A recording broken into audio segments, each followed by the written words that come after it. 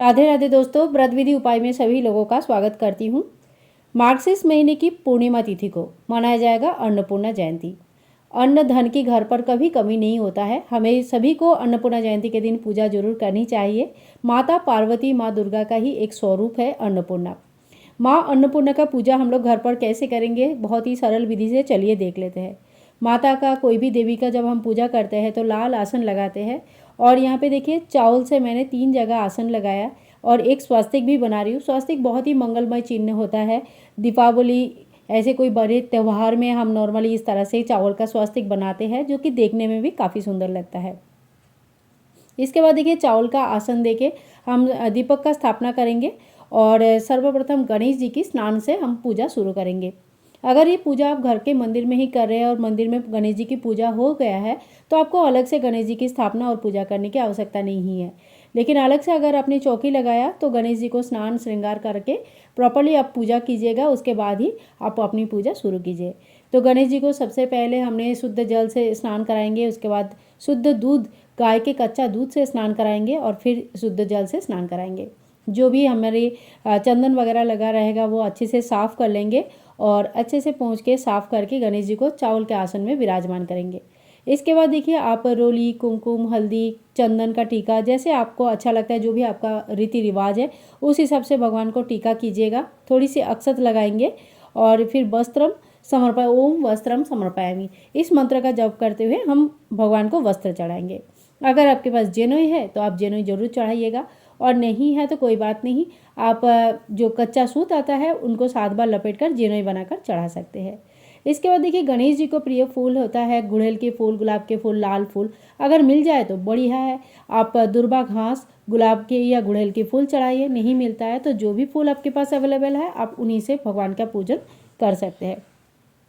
अब गणेश जी को हम धूप दिखाएंगे, दीप दिखाएंगे। दीपक तो हमने सर्वप्रथम प्रज्वलित कर लेते हैं। दीपक ही हमारा पूजा का साक्षी होता है, इसीलिए दीपक को प्रज्वलित करने के बाद ही हमें पूजन शुरू करनी चाहिए। धूप दिखाने के बाद हमें गणेश जी की स्थापना कर लिया है। अब हम माता अन्नपूर्णा के पूजन करेंगे। उसी पात्र को मैंने जल को अच्छी तरह से पौधे में डाल दिया है, पत्थरों को साफ कर लिया है और इसे में फूलों के आसन देते हुए माता अन्नपूर्णा का जो विग्रह आपके पास है उनकी स्थापना करेंगे। अगर आपके पास विग्रह नहीं है तो आप फोटो का भी पूजन कर सकते हैं। फोटो को स्नान नहीं कराया जाता है, खाली भाव का स्नान होता है, तो जल का छींटा दे के आप स्नान करा लीजिएगा। और अगर फोटो या मूर्ति कुछ भी नहीं है तो एक बड़ा सा सुपारी आप ले लीजिए, थोड़ी सी बड़ी साइज़ का, उसमें लाल कलावा लपेटिए ताकि सुपारी किसी भी एंगल से कहीं से भी ना दिखाई दे। इस तरह से करके मां अन्नपूर्णा का स्वरूप मानकर उसी सुपारी को चावल के ऊपर स्थापना करके पूजन कर सकते हैं। ठीक है, यहाँ पे मेरे पास विग्रह है, मैंने उनको प्रॉपर्ली स्नान कराया है। आप पंचामृत स्नान भी करा सकते हैं। माँ अन्नपूर्णा का स्थापना भी बहुत लोग इस दिन घर पर करते हैं और पूजा जिनके घर में स्थापित है उनको जरूर करनी चाहिए।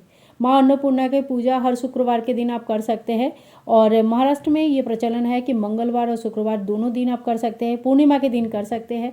तो अपने अपने रीति रिवाज के हिसाब से माता की पूजा समय समय पर जरूर कीजिएगा। इसके बाद देखिए, आप माँ अन्नपूर्णा की स्थापना अनाज के ऊपर होता है, तो आप इस तरह का जो कटोरे आते हैं तो आप चाहे तो चांदी के कटोरे ले सकते हैं, आप चाहे तो पीतल का कटोरा ले सकते हैं। तो आपके पास जो भी शुद्ध धातु के बना हुआ कटोरा है उससे ले सकते हैं। स्टील वगैरह यूज़ मत कीजिएगा, स्टील लोहा होता है, शुद्ध धातु नहीं माना जाता है। तो जब स्थापना करेंगे कोई शुद्ध धातु ही यूज़ कीजिएगा। कटोरे के पूरे चावल से भर लिया हमने।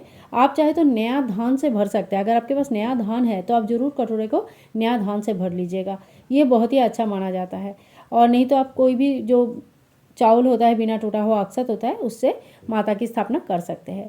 अब माता को हम टीका लगाएंगे, पूजा कर लेंगे। दीपक को भी टीका लगा लिया है। अब माँ को हम फूल चढ़ा देंगे।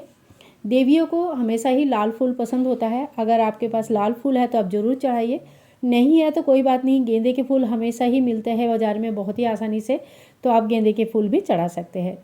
तो यहाँ पे देखिए, मैंने फूलों से सजा दिया है, काफ़ी सुंदर लग रहा है देखने में। और आप इस पूजा को अपने किचन में कर सकते हैं एकदम सुबह सुबह, क्योंकि बाद में फिर खाना पीना बनना शुरू हो जाता है तो बाद में नहीं हो पाता है। या तो फिर आप अलग से चौकी लगाकर पूजा कर सकते हैं या अपनी मंदिर में भी कर सकते हैं।